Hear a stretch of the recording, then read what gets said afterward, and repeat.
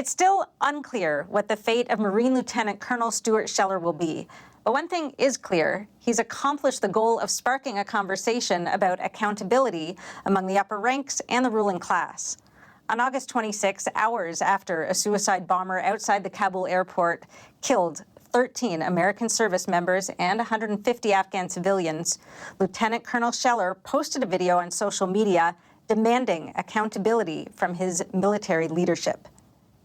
People are upset because their senior leaders let them down, and none of them are raising their hands and accepting accountability or saying, we messed this up. The decorated battalion commander knew full well what he was risking. I have been fighting for 17 years. I am willing to throw it all away to say to my senior leaders, I demand accountability. Well, his video went viral, attracting a lot of support and debate about his decision to break rank. He continued the conversation even after he was put under a gag order, saying that he felt this was a path he needed to walk. Last Monday, Lieutenant Colonel Scheller was taken to prison, placed in pretrial confinement. Since then, his parents have been activated. So instead of one Scheller, there are now two more making their voices heard. Kathy and Stu Senior, thank you so much for joining us. Thank you. Thank you, Cindy. I know it's been an absolute whirlwind for you. The last week probably feels like a year. How are you holding up, and where are things at right now? Well, I told a friend of mine last night, I'm not in prison. I'm tired, but I'm committed to help our son. We're proud of our son. We're proud of America for standing up, finding their voice, and speaking out. So we're inspired. I go on Stuart's donor page every hour to read positive comments from donors, people that are donating $5, $10, and those are hardships for people. And they're words of encouragement for Lieutenant Scheller and for Mom and Dad are what are keeping us going. Yeah, it is pretty remarkable. It's getting close to $2 million and from over 22,000 individual Americans who have donated. So I'm sure that is helping bolster some spirits. Is he aware of all of that? We have still been unable to speak with him. I don't know if his attorney has told him that or not. The money amount is just staggering and amazing, but it is the grassroots movement of the people who say, you know, I'm donating $20 and I'm going to fill that this month. Classic Stuart. He said, I don't want the money. We'll give it to charity or something. And, you know, Mom and I laughed. He did the same thing, obviously, with his pension and his benefits. And we're going, you have a wife and 3 children. You have 3 children to go through school. You have legal expenses, but, you know, that's his character. So right now, he is still in the brig for pretrial confinement. We don't know exactly when the hearing will be. It was supposed to have been Thursday, but that was postponed because there's negotiations. I know some members of Congress got involved. So what do you know right now? All we know is that hopefully, I think the court is on Tuesday and Thursday, so hopefully they reconvene Tuesday. Congressman Louis Gohmert from Texas traveled from D.C. to Jacksonville, Camp Lejeune, and played a tremendous role in working between Stuart's defense attorneys and the United States Marine Corps to get them to agree to not drop charges and to go away for the weekend and begin discussions on an amicable settlement. We've also been told he probably won't get out of jail next Tuesday. So they've lowered our expectations. His attorney has asked that Tuesday's hearing is made public. Don't know if it will or not, but Kathy and I will be traveling to North Carolina. 36 representatives signed a letter and sent it to the Marine Commandant.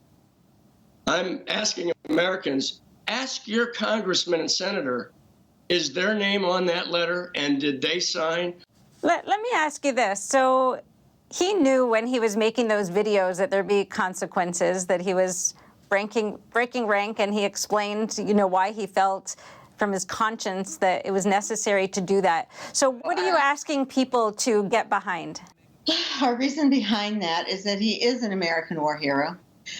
He has fought for his men and women that follow him. He's fought on the battlefield for them. I believe he has risked his life. He is now risking his livelihood for them. He saw a misjustice happening at the top, and he felt that they should be held accountable for it. And yes, there is a chain of command, and there should be punishment for that. But that chain of command that we saw broken, we also just saw broken on the Senate floor. That chain of command was broken. Our son has been given a gag order and thrown in prison and strip searched and thrown in isolation and is facing prison for breaking his chain of command. And I am wondering, I'm fine if that's the exact punishment that is taken out all the way across the board for anyone who breaks command. So Stuart asked for accountability from his senior leaders. Look, we had senators and representatives for 2 days grill these senior leaders, and it's evident that they are not accepting responsibility or accountability for their failures. One of the things that struck me in his videos was this. He said, accepting accountability would do more for service members in PTSD and struggling with purpose than any other transparent piece of paper or message. It seems to me that this is really, what was behind it, what was motivating him. Absolutely, and that is my sweet spot right there, because so many of our military members, we've had over 7,000 troops die within the last 20-year war. And depending on how the data is juggled, we have somewhere between 30,000 and 100,000 service members have committed suicide. Those are staggering numbers. And I want people to think of that. Somewhere up to 100,000 of our service people have been mistreated or misdiagnosed or not helped by our military. They should be able to recognize these signs. They should be able to come forward and instead of reprimanding or shaming or pressuring them, they should be able to reach out, and we should have something set in place to help these people.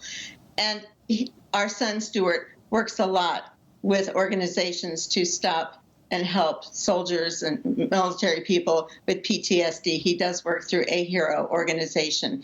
He has a 50-acre farm out in North Carolina where they have people come and talk and gather and support each other across all ranks and all branches.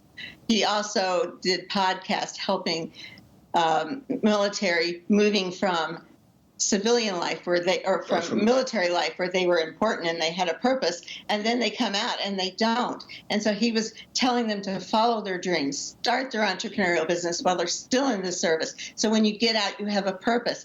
He was working very hard to help prevent some of these suicides. So he needed accountability for these people that he cares about.